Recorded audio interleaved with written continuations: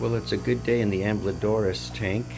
Yesterday morning I came in and I saw some eggs. I don't know if they're still visible or not. Let's see if we can turn the flash on here and look. They're right down, there's one right there. You see it glowing orange? That's one egg right there. There's another one right there, kind of yellowy orange. There's a whole bunch of eggs in here. Found them yesterday. I don't know if there's more this morning, but there's a lot.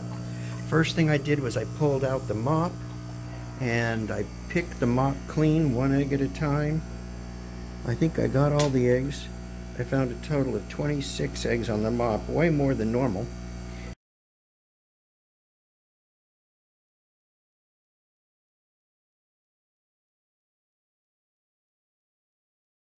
And then I had to remove the little potted plant I have in there. And usually I don't check it too closely, but I found, oh, there's one more. There's an egg right there. See it glowing yellow? Yep, that's an egg right there glowing yellow. I'm gonna have to try and get that one. But I found 15 eggs inside here, some of which I was not able to recover, but most of them I was able to recover. Oh, there's another one down there, but I'm not gonna be able to get that one.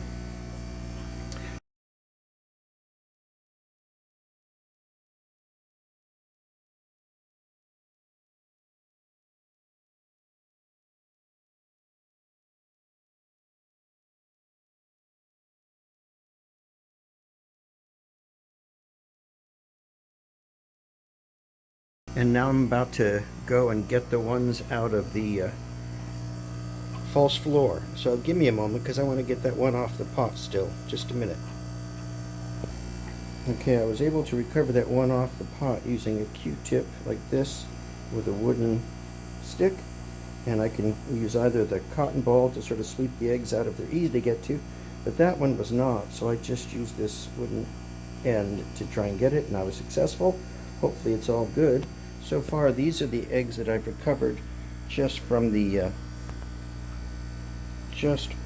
mop and the pot. And now there's got to be over 35, almost 40 eggs just there. Some already don't look great, but most of them look good. So now we're going to go after the false floor and see what we can get. So my setup with this is to use a white bucket positioned just below the level of the tank so I can set up a siphon. I did remove one panel of the false floor. Usually I have two panels in place. I took the top one out, I left the bottom one in, and I have a very thin siphon hose which is just large enough, as you can see, to fit inside the holes of the false floor. So what I'm going to do is I am going to place this siphon hose. Where's the siphon hose? Oh, there it is right there. I'm going to place the siphon hose one by one into the different holes of the floor, and it can go right inside. It doesn't have to be a perfect fit. Just kind of get in there and it'll suck up the eggs in each compartment. And I'm mostly going to focus the action in the first kind of half of the panel closest to the glass where I am, and from left to right the first half here, because that's where the mop was before I removed it. The potted plant was over here.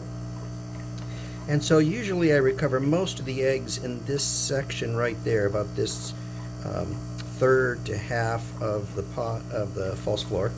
But now that I found so many eggs in the pot, there may be more eggs over here. I'm going to have to check for that. Alright, so give me a moment and I'll get set up and we'll get it started. Okay, now I've started the siphon hose, and in fact I've already done a little bit of filling, and you can see there's an amber mass there. That's all eggs, and there's the one floating is probably a bad egg.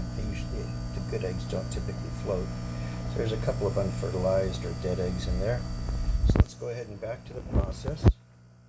Okay, so while I was getting set up, I've already done an 8 back and 10 across region this way.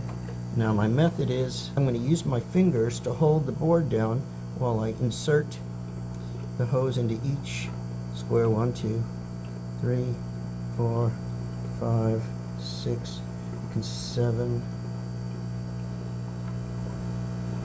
8, 9, and I don't normally hit this area so hard, but since the plant had so many eggs in it, I'm going to hit that too. 9. I also run along the front. That makes sure that I get the ones in front as well. Okay. 1, 2, 3, 4, 9. I'll go 10 even though I already did that one. This goes a lot faster when I'm not trying to film it at the same time. 1, 2, 3, 4, 5, 6, 7, 8, 9, 1, 10, 2, 3, 4, 5. My fingers are holding the board in place so the board doesn't shift. I'm going to go ahead and stop the video now and then wait until I recover everything and I'll show you what I got.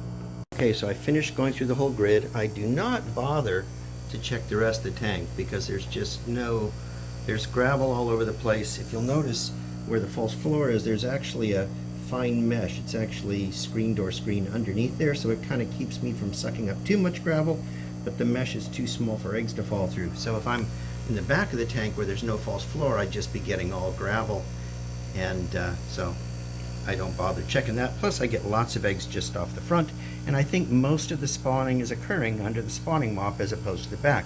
I could be totally wrong since I'm not checking, but for now I'm getting lots of eggs. You can see the whole process only sucked out about half the water, even less, and I did pour off some of the water just so I could keep working with this same bucket, but this is what I got. There's quite a bit of sand and there's eggs. So what I'm going to do now is I'm going to carefully pour off a lot of the water and leave the sand and eggs, and then as I get down to a very low volume of water, I'll sort of swirl it to separate the eggs from the sand. I'll swirl it gently, and then I will continue to pour that water into the cup like this so I can get the eggs, and I'll just leave the sand behind. So I'll go ahead and do that process, and then I'll show you what I found. Off most of the water, and then I poured what water I remained into this one cup. Still too filthy to inspect, but to show you what's left in the bucket is a whole lot of sand and a little bit of water. There could still be eggs in there, so I scooped some plain water out of the tank, and I'm going to rinse this a couple of times and do this over and over again to get as much of the eggs as I can. And again, then I'll gently swirl it like this, separate any remaining eggs from the gravel itself. The eggs will stay on top of the gravel, and then I will pour this into another plastic container. Okay, so I've done one rinse of the sand, and again, here are the eggs from just from the mop, and you can see a lot of good eggs. There's some bad eggs in there. The good eggs look yellow, the bad eggs look cloudy. There's a number of bad eggs. I don't remember them looking bad when they're in the mop, but they're kind of dry in the mop, so who knows if they might have been bad and I just couldn't tell. Here's what I got from the bucket on the first try. We can see the bad eggs standing out very clearly, but the good eggs are harder to see because the yellow is kind of masked by you can see some right down there. Now you can't really tell from that. Let's try one other thing here. Let's go out a little bit. I don't want it to tip off the side. Oh, there's the good eggs there. You can see them right along the rim, and then the bad eggs are cloudy. And this is just one rinse, and you can see I've got several eggs in the corner there. Get eggs in the middle right there, directly in the center of the camera, and then more eggs over here. There's two there, there's one over there. So you definitely need to do that rinse of the sand. There's one more in the corner. So I'm going to kind of clean these samples up, get the debris out of there, and combine them and do another rinse of the sand.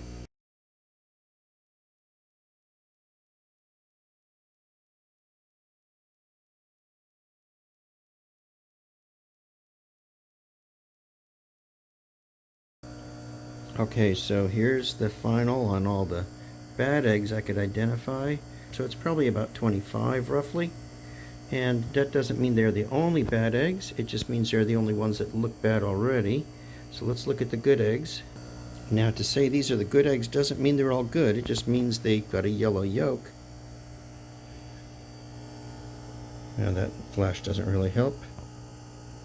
There's a whole bunch along there. Whole bunch along there. A real cluster along this margin. And another cluster along that margin. There's a lot of eggs there. I have not counted them. So I'm going to move these to a German breeder ring, let them incubate, and then after they hatch I've got to move them to a tank with a solid floor so I can feed them, because they really need those live microworms when they're little, and if you put them in anything with a net base or mesh base, which includes the German breeder ring, the food falls through too quickly for them to get good nourishment.